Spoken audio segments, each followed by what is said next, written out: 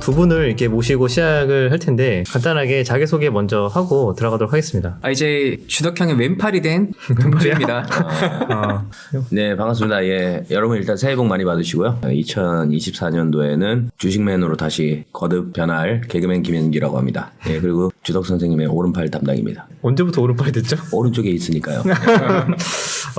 저번에 너무 네네네. 우리 구독자분들께서 좀 지적을 많이 하셨습니다. 예전 영상 보시면은 그때 너무 좀 진중한 자세로 좀 임하지 않는다. 그게 채찍질이 돼서 좀 더 이제 진지하게 매매에 임하도록 하려고 노력하고 있습니다. 진지한데 이게 본능적으로 이 개그맨의 피가 살아있기 때문에 자꾸 카메라만 키면은 드립을 못 참는 거야. 이게 웃겨야 되는 이게 본성이 나와버립니다. 네. 왜냐면은 선생님 같은 경우는 정말 좋은 종목 보면 마우스 클릭을 해야 되는 매수를 해야 되는 그런 거가 있듯이 저도 개그맨이다 보니까 이게 좀 뭔가 웃기려고 했던 게 좀 과하지 않았나 싶은데 대하는 자세는 정말 진지함을 다시 한번 말씀드립니다. 그래서 다시 한 번 더 우리 또 구독자분들께서 조금 불편하시지 않도록 제가 충분히 이야기를 좀 나눴고요. 그래서 최대한 좀 진중한 이 자세로 배운다는 자세로 우리 또 구독자분들이 궁금해할 만한 내용을 가지고 서로 이제 우리 셋이서 이야기를 해보는 좀 그런 컨텐츠를 한번 준비를 해봤습니다. 거의 즉흥으로 둘이 어떻게 놀러 오는 날이 겹쳐가지고 온 김에 한번 뭐라도 한번 해보자.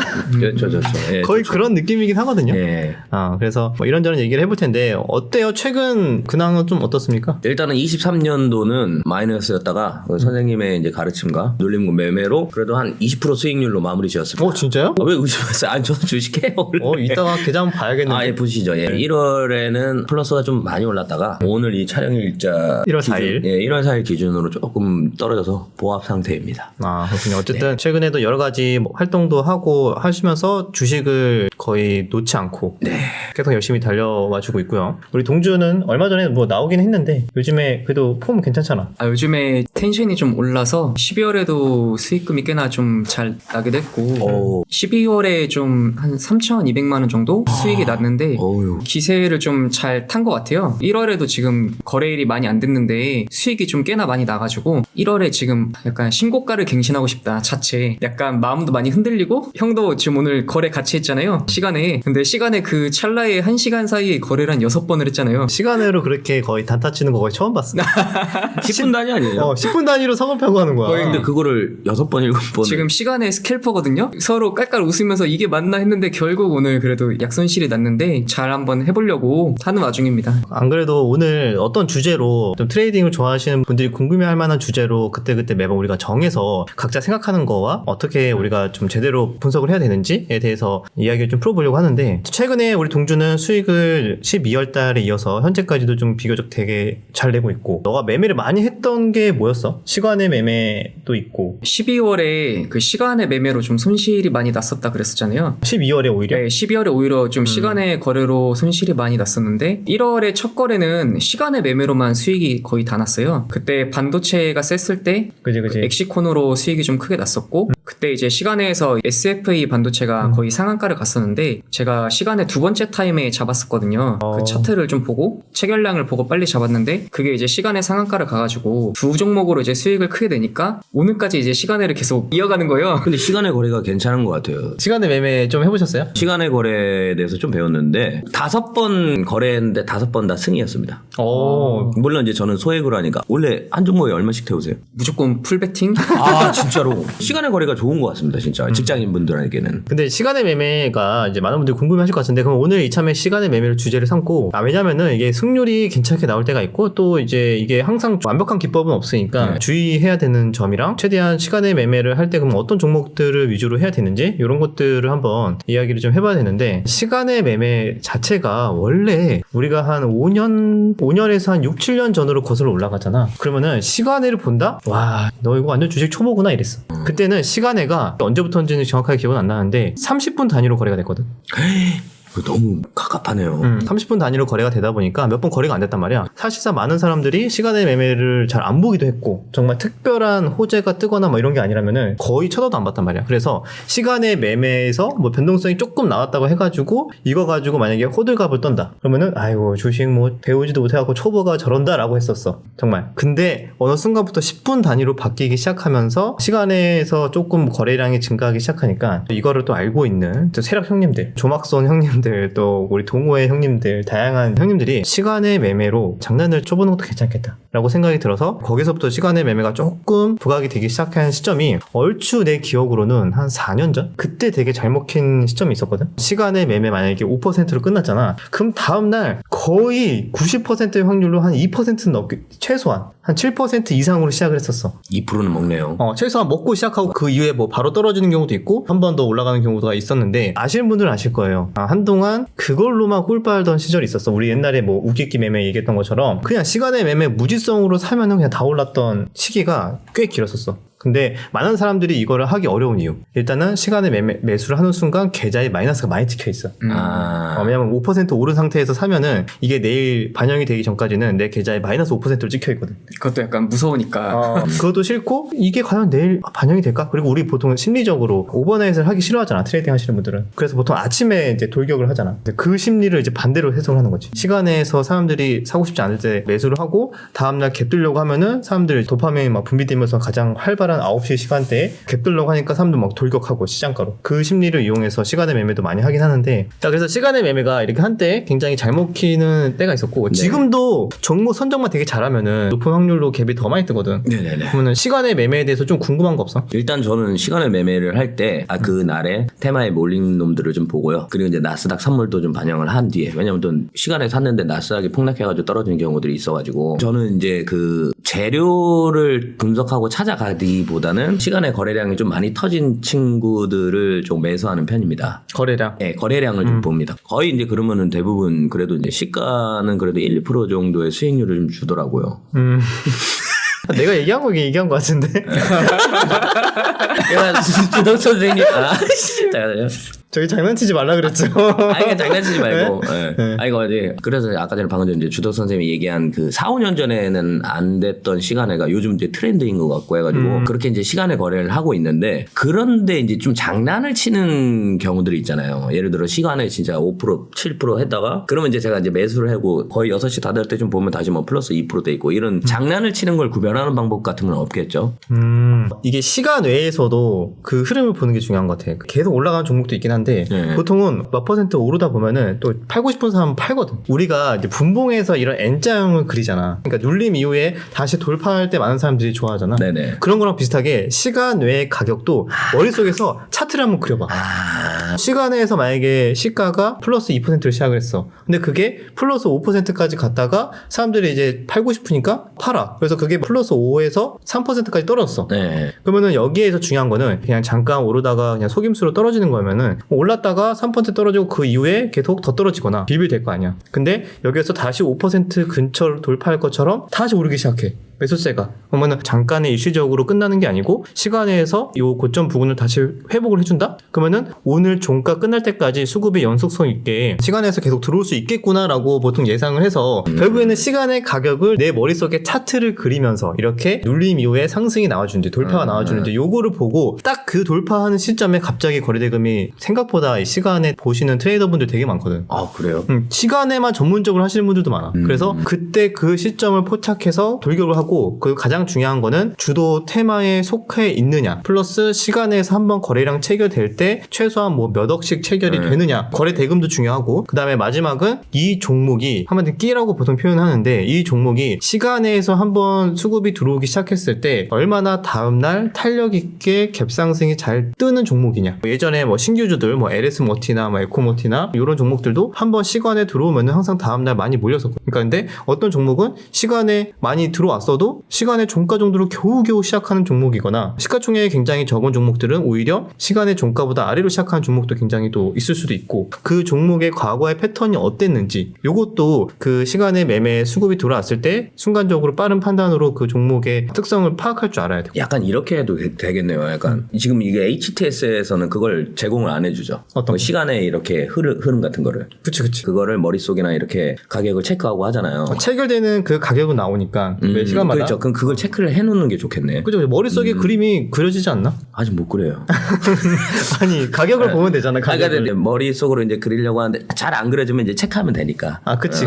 그리고 이제 그것도 괜찮겠네. 선생님이 얘기해 준 것처럼 가상주가 입력을 해가지고 시간에 요 가격을 봉을 한번 형성을 한 다음에 전저점을 돌파하는 시간에 거래면은 야 이것도 이거는 약간 속임수가 없고 더 올라가겠다라는 것도 가능하겠네요. 그런 것도 중요하고 시간 내에서 만약에 뭐 전고점 근처 저항대가 한 3% 남은 상태야. 근데 그거를 시간 내에서 미리 돌파를 해버려. 그러면은 우리가 생각하고 있던 저항대 위에서 시작을 하게 되면은 깔끔하게 돌파가 나와서 아 내일은 신고가 매매까지 가능하겠다 생각이 들기 때문에 그거를 미리 한수앞을 예상하는 사람들은 이미 시간 외에서 쓸어 담고 있지. 트레이딩 하시는 분들은. 그래서 그것까지도 다음날 시초가가 갭 이렇게 뜨면은 당일날 매매하는 데이 트레이딩 하시는 분들 또는 신고가를 가면은 또 프로그램이나 알고리즘 매매로 들어오는 프로그램 매수세도 있을 수 있거든. 그래서 그런 것들까지 다 감안을 해본다면은 얘는 한번 추세 형성하면은 나쁘지 않은 종목이다. 뭐 이런 것들까지 보고 미리 들어가시는 분들도 있고 나는 그냥 살짝의 갭만 먹고 나와야지라고 하시는 분들은 시초가에 다 매도하시는 분들도 있고. 저는 이제 그 궁금한 게 시드의 비중에서 어느 정도를 태우시는지. 원래 12월에는 그 시드가 5천만 원이어가지고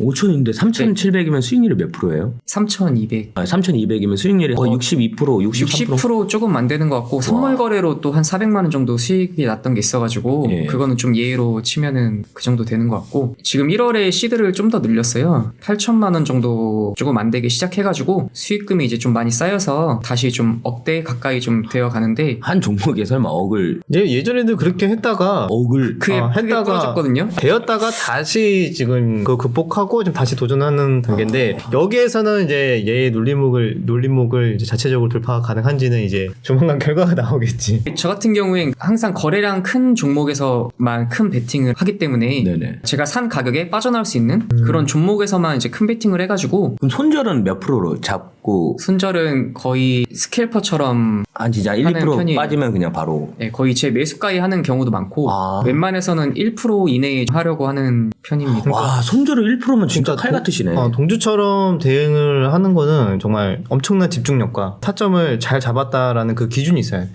매수 타이밍. 그리고 비중이 이렇게 할 수밖에 없는 게 한 번 들어갈 때 비중을 크게 들어가기 때문에 내가 넉넉하게 뭐 한 5%까지 버티지 뭐 이럴 여유가 없지. 그래서 얘가 스타일에 따라서 비중에 따라서 대응하는 게 달라지는 거기 때문에 여러분들도 그걸 좀 감안하셔야 돼요. 내가 뭐 비중이 얼만큼 들어가느냐, 내가 어떤 스타일로 매매하느냐에 따라서 더 달라지는데 오늘 지금 시간에서 매매 얘기를 하고 있는데 동주 최근에 시간에서 꽤 성공을 했었잖아. 승률이 나쁘지 않았는데 괜찮았던 시간의 매매의 좀 특징이 무엇이 있을까? 그거를 한번 설명해 주면 좋을 것 같아요. 좀 전에 그 형이랑 이제 형기 형께서 예시를 들었던 좋은 시간의 거래 매매 패턴 그대로 좀 적용이 됐던 게 최근에 엑시콘이 이제 신고가에서 조정이 나오고 시간의 상한가를 갔었잖아요. 제가 이제 시간으로 샀던 가격이 19,200원이었는데 종고점이 19,700원이었고 당일 시간의 상한가 가격이 19,800원이었어요. 돌파했네요. 그래서 돌파 자리였나? 예, 19,200원에 잡고 상승 추세가 나올 때 이전 가격을 돌파하면은 2만 원까지 갈 수 있을 가격이다. 왜냐면 200원밖에 차이가 안 나잖아요. 국가 단위가. 이날 요렇게 여기 종가에서 끝나고 이날 시간에서 급등이 나왔는데 이미 정고점 부근까지 올려놨는 모습이 나오니까 시간에서 아예 여기 돌파해버리면은 다음날 이렇게 추가적으로 신고가 시세가 나올 수 있겠다. 이렇게 판단을 했던 거지. 그리고 종목의 과거 이력이 중요한데 보통 종목의 끼라고 표현하잖아요. 근데 엑시콘이 이전에도 시간의 상한가 가고 다음날 급등이 굉장히 크게 나왔었잖아요. 그것도 조사했어요. 그거 여기 나왔잖아요.